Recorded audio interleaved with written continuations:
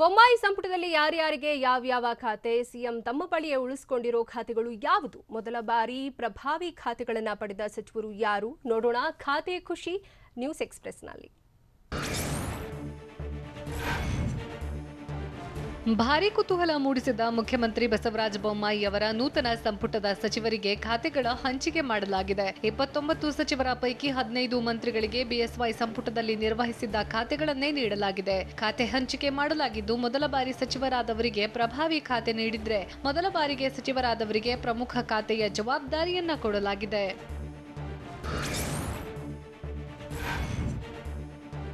ಹಿಂದೆ ನಿರ್ವಹಿಸಿದ್ದ ಖಾತೆಗಳನ್ನೇ ಮಿತ್ರಮಂಡಳಿ ಗಿಟ್ಟಿಸಿಕೊಂಡಿದೆ. ಬಿಸಿ ಪಾಟೀಲ್ಗೆ ಕೃಷಿ ಖಾತೆ, ಎಸ್ಟಿ ಸೋಮಶೇಖರ್ಗೆ ಸಹಕಾರ, ಡಾಕ್ಟರ್ ಕೆ ಸುಧಾಕರ್ಗೆ ಆರೋಗ್ಯ ಮತ್ತು ವೈದ್ಯಕೀಯ ಶಿಕ್ಷಣ ಇಲಾಖೆ ಜವಾಬ್ದಾರಿಯನ್ನ ವಹಿಸಲಾಗಿದೆ. ಇನ್ನು ಕೆ ಗೋಪಾಲಯ್ಯ ಅವರಿಗೆ ಅಬಕಾರಿ ಇಲಾಖೆ, ಶಿವರಾಮ್ ಹೆಬ್ಬಾರ್ಗೆ ಕಾರ್ಮಿಕ ಇಲಾಖೆ ನೀಡಲಾಗಿದೆ. ಎಂಟಿಬಿ ನಾಗರಾಜ್ಗೆ ಪೌರಾಡಳಿತ ಮತ್ತು ಸಣ್ಣ ಕೈಗಾರಿಕೆ, ಕೆಸಿ ನಾರಾಯಣಗೌಡಗೆ ಯುವಜನ ಮತ್ತು ಕ್ರೀಡೆ, ಭೈರತಿ ಬಸವರಾಜ್ಗೆ ನಗರಾಭಿವೃದ್ಧಿ ಖಾತೆ ನೀಡಲಾಗಿದೆ.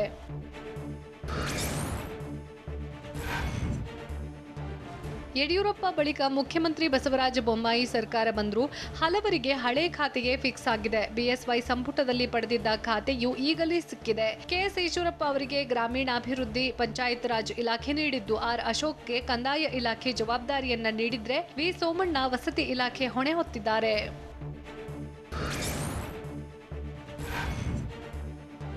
ಸಿಎಂ ಬೊಮ್ಮಾಯಿ ಕ್ಯಾಬಿನೆಟ್ನಲ್ಲೂ 13 ಸಚಿವರು ಹಳೆ ಖಾತೆಗಳನ್ನೇ ಉಳಿಸಿಕೊಂಡಿದ್ದಾರೆ. ಬಿಸಿ ಪಾಟೀಲ್ಗೆ ಕೃಷಿ ಇಲಾಖೆ ಜವಾಬ್ದಾರಿಯನ್ನ ನೀಡಿದ್ರೆ, ಎಸ್ಟಿ ಸೋಮಶೇಖರ್ ಮತ್ತೊಮ್ಮೆ ಸಹಕಾರ ಇಲಾಖೆ ಪಡೆಯುವಲ್ಲಿ ಸಕ್ಸಸ್ ಆಗಿದ್ದಾರೆ. ಇನ್ನು ಜೆಸಿ ಮಾಧುಸ್ವಾಮಿ ಕಾನೂನು ಮತ್ತು ಸಣ್ಣ ನೀರಾವರಿ, ಡಾಕ್ಟರ್ ಸಿಎನ್ ಅಶ್ವತ್ಥನಾರಾಯಣ ಉನ್ನತ ಶಿಕ್ಷಣ, ಐಟಿ-ಬಿಟಿ, ಆನಂದ್ ಸಿಂಗ್ ಪರಿಸರ ಮತ್ತು ಪ್ರವಾಸೋದ್ಯಮ, ಪ್ರಭು ಚೌಹಾಣ್ ಪಶುಸಂಗೋಪನೆ ಹಾಗೂ ಶಿವರಾಮ್ ಹೆಬ್ಬಾರ್ಗೆ ಕಾರ್ಮಿಕ ಖಾತೆಯನ್ನ ನೀಡಲಾಗಿದೆ.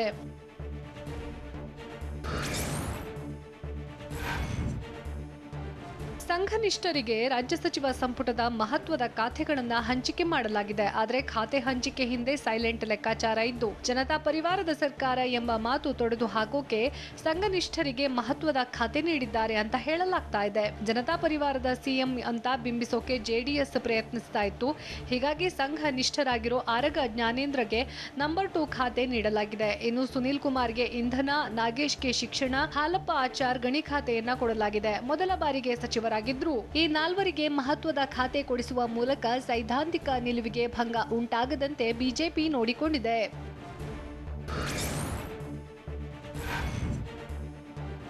ಬಹಳ ದೊಡ್ಡ ಹೊಣೆಗಾರಿಕೆ ನನ್ನ ಮೇಲೆ ಹೊರಿಸಿದ್ದಾರೆ ಅಂತ ನೂತನ ಗೃಹ ಸಚಿವ ಆರಗ ಜ್ಞಾನೇಂದ್ರ ಹೇಳಿದ್ದಾರೆ. ಚಿಕ್ಕಮಗಳೂರಿನ ಜಿಲ್ಲೆಯಲ್ಲಿ ಮಾತನಾಡಿದ ಅವರು, ಯಡಿಯೂರಪ್ಪ, ಸಿಎಂ ಬಸವರಾಜ ಬೊಮ್ಮಾಯಿ ಸಹಕಾರದಿಂದ ಗೃಹ ಖಾತೆಯನ್ನ ಅಚ್ಚುಕಟ್ಟಾಗಿ ನಿಭಾಯಿಸುತ್ತೇನೆ. ರಾಜ್ಯದಲ್ಲಿ ಶಾಂತಿ ಸುವ್ಯವಸ್ಥೆ ಇರುವ ಹಾಗೆ ಪ್ರಯತ್ನಿಸುತ್ತೇನೆ. ಸಂಘ ಹಾಕಿಕೊಟ್ಟ ಶಿಸ್ತು, ಸಂಯಮ ಖಾತೆ ನಿಭಾಯಿಸೋಕೆ ಸಹಕಾರಿಯಾಗುತ್ತೆ. ಗೃಹ ಖಾತೆಯನ್ನ ರಾಜ್ಯದ ಜನರ ಪರವಾಗಿ ಇರುವಂತೆ ಮಾಡ್ತೀನಿ ಅಂತ ಗೃಹ ಸಚಿವ ಆರಗ ಜ್ಞಾನೇಂದ್ರ ತಿಳಿಸಿದ್ದಾರೆ.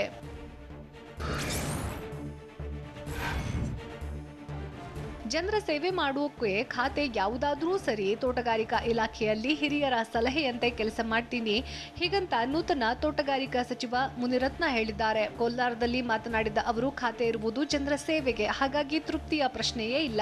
ಒಬ್ಬೊಬ್ಬರ ಮನಸ್ಥಿತಿ ಒಂದೊಂದು ರೀತಿ ಇದೆ. ಯಾವುದೇ ಖಾತೆ, ಯಾವುದೇ ಜಿಲ್ಲೆ ಉಸ್ತುವಾರಿ ಕೊಟ್ಟರೂ ಮಾಡ್ತೀನಿ. ಪಕ್ಷ ಒಂದು ಸ್ಥಾನ ಕೊಟ್ಟಿದೆ, ಅದಕ್ಕೆ ನಾನು ಋಣಿಯಾಗಿರ್ತೀನಿ. ಸರ್ಕಾರ ಸ್ಥಿರವಾಗಿದೆ, ಯಾವುದೇ ಗುಂಪುಗಾರಿಕೆ ಗೊಂದಲ ಇಲ್ಲ. ಮುಂದಿನ 2 ವರ್ಷ ಉತ್ತಮ ಆಡಳಿತ ಸಿಗಲಿದೆ ಅಂತ ಸಚಿವ ಮುನಿರತ್ನ ಹೇಳಿದ್ದಾರೆ.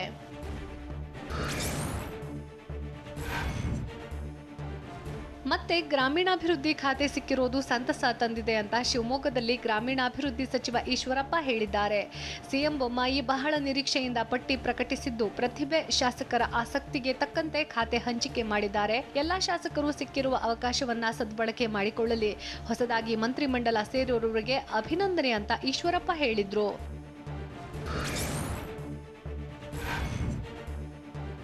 ಖಾತೆ ಹಂಚಿಕೆಯಿಂದ ನಾನು ಸಂಪೂರ್ಣ ಸಂತೃಪ್ತ ಅಂತ ಸಚಿವ ಉಮೇಶ್ ಕತ್ತಿ ಹೇಳಿದ್ದಾರೆ. ಬೆಳಗಾವಿ ಜಿಲ್ಲೆಯ ಹುಕ್ಕೇರಿಯಲ್ಲಿ ಮಾತನಾಡಿದ ಅವರು, ನಾನು ಯಾವುದೇ ಖಾತೆ ಬೇಡಿಕೆಯನ್ನ ಇಟ್ಟಿರಲಿಲ್ಲ. ಬಿಎಸ್ವೈ ಸಂಪುಟದಲ್ಲಿ 6 ತಿಂಗಳು ಆಹಾರ ಮತ್ತು ನಾಗರಿಕ ಪೂರೈಕೆ ಖಾತೆಯನ್ನ ಸರಿಯಾಗಿ ನಿಭಾಯಿಸಿದ್ದೇನೆ. ಇದೀಗ ಅರಣ್ಯ ಇಲಾಖೆ ಹೆಚ್ಚಿನ ಜವಾಬ್ದಾರಿಯನ್ನ ಕೊಟ್ಟಿದೆ.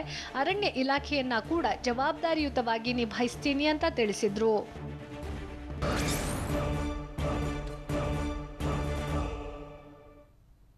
ಖಾತೆ ಹಂಚಿಕೆ ಬಗ್ಗೆ ಯಾರೆಲ್ಲ ಕ್ಯಾತೆ ತೆಗೆದಿದ್ದಾರೆ, ಬೇಡಿಕೆ ಈಡೇರಿಸದಿದ್ದರೆ ಮುಂದೆ ನೋಡೋಣ ಅಂತ ಹೇಳಿದ್ಯಾರು, ಅಸಮಾಧಾನ ಶಮನಗೊಳಿಸುವ ಬಗ್ಗೆ ಸಿಎಂ ಬೊಮ್ಮಾಯಿ ಹೇಳಿದ್ದೇನು ನೋಡೋಣ ಖಾತೆ ಕಸವಿಸಿ ನ್ಯೂಸ್ ಎಕ್ಸ್‌ಪ್ರೆಸ್‌ನಲ್ಲಿ. ರಾಜ್ಯ ಸರ್ಕಾರದ ಬಹುನಿರೀಕ್ಷಿತ ಖಾತೆ ಹಂಚಿಕೆಯಾಗಿದ್ದು ಸಿಎಂ ಬೊಮ್ಮಾಯಿ ಬ್ರಿಗೇಡ್ನಲ್ಲಿ ಖಾತೆಗಳೇ ಉಲ್ಟಾಪಲ್ಟಾ ಆಗಿದೆ. ಹೀಗಾಗಿ ಖಾತೆ ಹಂಚಿಕೆಯಾಗ್ತಿದ್ದಂತೆಯೇ ಅಸಮಾಧಾನ ಸ್ಫೋಟಗೊಂಡಿದೆ. ಬಯಸಿದ ಖಾತೆ ಒಂದಾದ್ರೆ ಕೊಟ್ಟ ಖಾತೆ ಮತ್ತೊಂದಾಗಿದೆ. ಹೀಗಾಗಿ ಒಬ್ಬೊಬ್ಬರಾಗಿ ನೂತನ ಸಚಿವರು ಬೇಸರ ಹೊರಹಾಕ್ತಿದ್ದಾರೆ.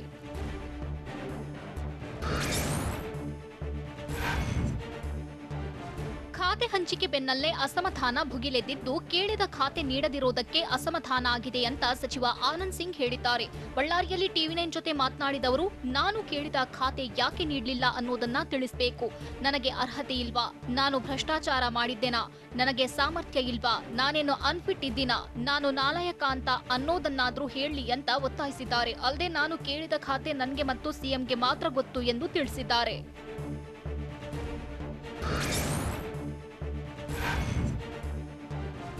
ಖಾತೆ ಹಂಚಿಕೆ ಬಳಿಕ ಸಚಿವ ಆನಂದ್ ಸಿಂಗ್ ಅಸಮಾಧಾನಗೊಂಡಿದ್ದಾರೆ. ಈ ಬಗ್ಗೆ ಪ್ರತಿಕ್ರಿಯಿಸಿರುವ ಮುಖ್ಯಮಂತ್ರಿ ಬಸವರಾಜ ಬೊಮ್ಮಾಯಿ, ಆನಂದ್ ಸಿಂಗ್ ನನ್ನ ಸ್ನೇಹಿತ, ಕರೆದು ಮಾತನಾಡ್ತೇನೆ ಅಂತ ಹೇಳಿದ್ದಾರೆ. ಬೆಂಗಳೂರಿನಲ್ಲಿ ಮಾತನಾಡಿದವರು, ಎಲ್ಲರೂ ತಮ್ಮ ತಮ್ಮ ಖಾತೆ ಉತ್ತಮವಾಗಿ ನಿಭಾಯಿಸಲಿ. ಖಾತೆ ಬಗ್ಗೆ ಕೆಲವರಿಗೆ ಅಸಮಾಧಾನ ಇರುವುದು ನಿಜ. ಎಲ್ಲರನ್ನ ಕರೆದು ಮಾತನಾಡಿ ಬಗೆಹರಿಸುತ್ತೇನೆ ಎಂದು ತಿಳಿಸಿದ್ರು.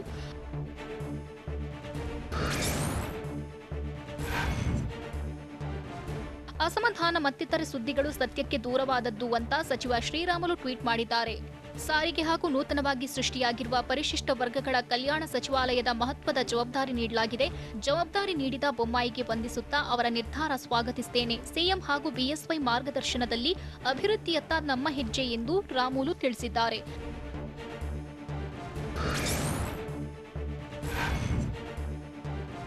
ಸಚಿವ ಆನಂದ್ ಸಿಂಗ್ ಆವೇಶದಲ್ಲಿ ಮಾತನಾಡಿರಬಹುದು. ನಾನು ಅವರ ಜೊತೆ ಮಾತನಾಡ್ತೇನೆ ಅಂತ ಸಚಿವ ಪಿ ಸೋಮಣ್ಣ ಹೇಳಿದ್ದಾರೆ.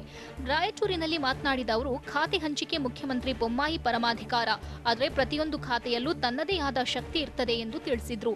ಅಲ್ಲದೆ ಆನಂದ್ ಸಿಂಗ್ ಒಬ್ಬ ಕ್ರಿಯಾಶೀಲ ವ್ಯಕ್ತಿಯಾಗಿದ್ದು ಆವೇಶದಲ್ಲಿ ಮಾತನಾಡಿದ್ದಾರೆ ಅನ್ಸುತ್ತೆ ಅಂತ ಹೇಳಿದ್ರು.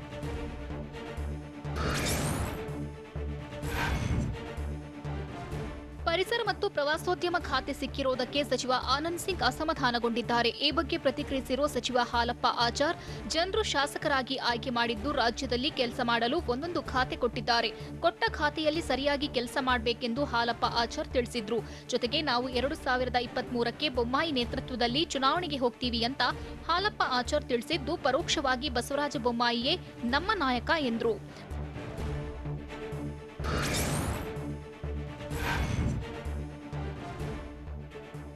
ನನಗೆ ಮಂತ್ರಿ ಸ್ಥಾನ ಸಿಗದಕ್ಕೆ ಅದೃಷ್ಟದ ಕೊರತೆ ಇದೆ ಅಂತ ಯಾದಗಿರಿಯಲ್ಲಿ ಸುರಪುರ ಬಿಜೆಪಿ ಶಾಸಕ ರಾಜು ಗೌಡ ಹೇಳಿದ್ದಾರೆ. ಹಿಂದೆ ಬಿಎಸ್ವೈ ಅವರು ಸಹ ನೀನು ಮಂತ್ರಿ ಆಗ್ತೀಯಾ, ಕುಟುಂಬಸ್ಥರನ್ನ ಕರೆಸುವಂತೆ ಹೇಳಿದ್ರು. ಆದ್ರೆ ಆವಾಗ್ಲೂ ಸಿಗ್ಲಿಲ್ಲ. ಮೊನ್ನೆಯೂ ಸಹ ಫ್ಯಾಮಿಲಿ ಕರೆಸುವಂತೆ ಹೇಳಿದ್ರು, ನಾನು ಕರೆಸಿರ್ಲಿಲ್ಲ ಎಂದು ರಾಜು ಗೌಡ ತಿಳಿಸಿದ್ರು. ಅಲ್ಲದೆ ಮಂತ್ರಿ ಮಾಡಿ ಅಂತ ಅಪ್ಲಿಕೇಶನ್ ಹಾಕಿದ್ದೆ, ಆದ್ರೆ ಮಾಡದೇ ಇದ್ದಾಗ ಪಕ್ಷದ ವಿರುದ್ಧ ಮಾತನಾಡುವ ಸ್ವಭಾವ ನನ್ನದಲ್ಲ. ನಾನು ರಮೇಶ್ ಜಾರಕಿಹೊಳಿ ಮನೆಗೆ ದಿನ ಭೇಟಿ ಕೊಡ್ತೇನೆ. ನನ್ನನ್ನು ಅತೃಪ್ತರ ಪಟ್ಟಿಯಲ್ಲಿ ಸೇರಿಸಬೇಡಿ. ನಾನು ತೃಪ್ತ ಶಾಸಕ ಎಂದು ರಾಜು ಗೌಡ ಹೇಳಿದ್ರು.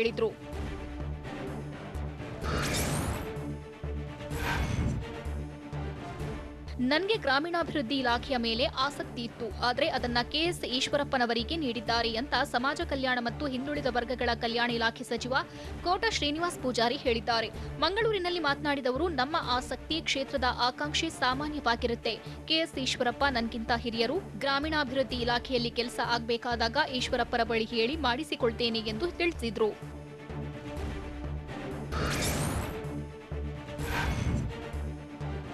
ಪಕ್ಷದ ಹಿರಿಯರು, ಮುಖ್ಯಮಂತ್ರಿಗಳು ದೊಡ್ಡ ಜವಾಬ್ದಾರಿ ನೀಡಿದ್ದು ಪಕ್ಷಕ್ಕೆ ಮತ್ತು ಸರ್ಕಾರಕ್ಕೆ ಒಳ್ಳೆಯ ಹೆಸರನ್ನ ತರುವ ಪ್ರಯತ್ನ ಮಾಡ್ತೇನೆ ಅಂತ ಇಂಧನ ಹಾಗೂ ಕನ್ನಡ ಮತ್ತು ಸಂಸ್ಕೃತಿ ಇಲಾಖೆ ಸಚಿವ ಸುನೀಲ್ ಕುಮಾರ್ ಹೇಳಿದ್ದಾರೆ. ಸರ್ಕಾರದಲ್ಲಿ ಹೊಸತನ ನಿರ್ಮಾಣ ಆಗಬೇಕು ಎಂಬ ಉದ್ದೇಶದಿಂದ ಎಲ್ಲಾ ಸಚಿವರಿಗೆ ಖಾತೆ ಹಂಚಿಕೆ ಮಾಡಲಾಗಿದೆ. ನಾನು ಯಾವುದೇ ನಿರೀಕ್ಷೆ, ಬೇಡಿಕೆ, ಒತ್ತಾಯ ಹಾಕಿರಲಿಲ್ಲ. ಯಾವುದೇ ಹೊಣೆಗಾರಿಕೆ ಕೊಟ್ಟರೂ ನಿರ್ವಹಿಸುತ್ತೇನೆ ಎಂದಿದ್ದೆ ಅಂತ ಉಡುಪಿಯಲ್ಲಿ ಸುನೀಲ್ ಕುಮಾರ್ ಹೇಳಿದ್ರು.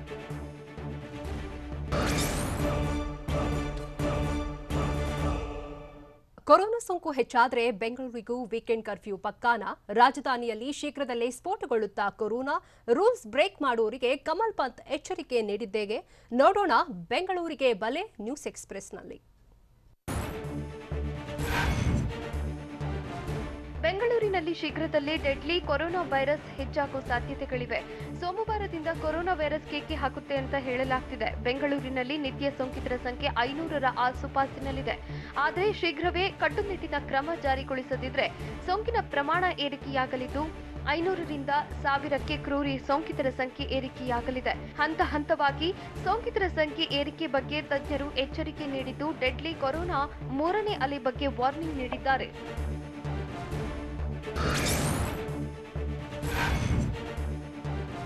ಬೆಂಗಳೂರಲ್ಲಿ ಮೈಕ್ರೋ ಕಂಟೈನ್ಮೆಂಟ್ ಝೋನ್ಗಳ ಸಂಖ್ಯೆ ಏರಿಕೆಯಾಗಿದೆ. ಮಹದೇವಪುರ, ಬೊಮ್ಮನಹಳ್ಳಿ, ಬೆಂಗಳೂರು ಪೂರ್ವ ವಲಯದಲ್ಲಿ ಹೆಚ್ಚು ಸೋಂಕು ಪತ್ತೆಯಾಗಿದ್ದು, ಬೆಂಗಳೂರು ಪಶ್ಚಿಮ, ಬೆಂಗಳೂರು ದಕ್ಷಿಣ, ಯಲಹಂಕ, ಆರ್ ನಗರ, ದಾಸರಹಳ್ಳಿ ವಲಯದಲ್ಲೂ ದಿನೇ ದಿನೇ ಸೋಂಕಿತರ ಸಂಖ್ಯೆ ಹೆಚ್ಚಾಗ್ತಿದೆ. ಹೀಗಾಗಿ ಮೈಕ್ರೋ ಕಂಟೈನ್ಮೆಂಟ್ ಝೋನ್ಗಳ ಸಂಖ್ಯೆ 162ಕ್ಕೆ ಏರಿಕೆಯಾಗಿದೆ.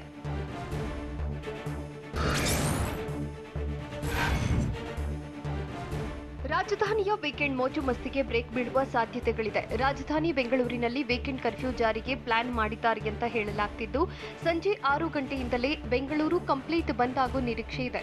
ಶುಕ್ರವಾರ ಸಂಜೆಯಿಂದ ಸೋಮವಾರ ಬೆಳಗ್ಗೆವರೆಗೂ ಲಾಕ್ ಆಗಲಿದ್ದು, ವೀಕೆಂಡ್ ಕರ್ಫ್ಯೂ ವೇಳೆ ಹೋಟೆಲ್ನಲ್ಲಿ ಪಾರ್ಸಲ್ಗಳಿಗಷ್ಟೇ ಅವಕಾಶ ನೀಡಲಿದ್ದಾರೆ. ಅಗತ್ಯ ವಸ್ತುಗಳ ಖರೀದಿಗೆ ಬೆಳಗ್ಗೆ 11 ಗಂಟೆವರೆಗೂ ಪರ್ಮಿಷನ್ ನೀಡುತ್ತಾರೆ ಅಂತ ಹೇಳಲಾಗ್ತಿದ್ದು, ಬಸ್, ಮೆಟ್ರೋ ಸಂಚಾರ ಕಂಪ್ಲೀಟ್ ಬಂದ್ ಮಾಡುವ ಸಾಧ್ಯತೆ ಇದೆ.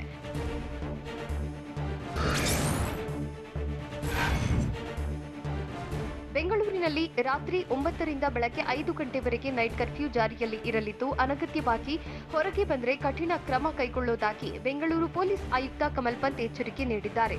ನೈಟ್ ಕರ್ಫ್ಯೂ ವೇಳೆ ಅನಗತ್ಯವಾಗಿ ಹೊರಬಂದವರ ವಿರುದ್ಧ ಕ್ರಿಮಿನಲ್ ಕೇಸ್ ದಾಖಲಿಸುತ್ತೇವೆ, ವಾಹನ ಹೊರಗೆ ತೆಗೆದರೆ ಜಪ್ತಿ ಮಾಡ್ತೇವೆ ಅಂತ ಕಮಲ್ ಪಂತ್ ತಿಳಿಸಿದ್ದಾರೆ.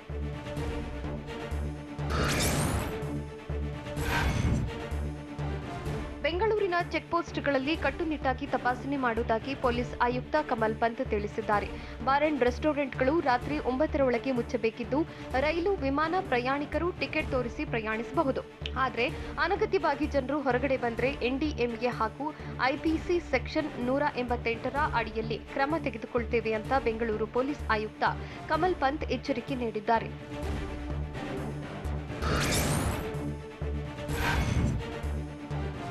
ರಾಜ್ಯದಲ್ಲಿ ಕೊರೋನಾ ಕೇಸ್ ಹೆಚ್ಚಿದ್ರೆ ಕಠಿಣ ಕ್ರಮ ಜಾರಿಗೊಳಿಸಿ ಅಂತ ತಾಂತ್ರಿಕ ಸಲಹಾ ಸಮಿತಿ ಸರ್ಕಾರಕ್ಕೆ ಶಿಫಾರಸು ಮಾಡಿದೆ. ಸಂಜೆ 7ರಿಂದ ಬೆಳಗ್ಗೆ 6 ಗಂಟೆವರೆಗೆ ನೈಟ್ ಕರ್ಫ್ಯೂಗೆ ಜಾರಿಗೆ ತಿಳಿಸಿದ್ದು, ಶುಕ್ರವಾರ ಸಂಜೆ 7ರಿಂದ ಸೋಮವಾರ ಬೆಳಗ್ಗೆ 6ರವರೆಗೆ ವೀಕೆಂಡ್ ಕರ್ಫ್ಯೂಗೆ ಸಲಹೆ ನೀಡಿದೆ. ಜುಲೈ 30ರಂದು ನಡೆದ ತಾಂತ್ರಿಕ ಸಲಹಾ ಸಮಿತಿ ಸಭೆಯಲ್ಲಿ ತಜ್ಞರು ಅಭಿಪ್ರಾಯ ತಿಳಿಸಿದ್ದಾರೆ.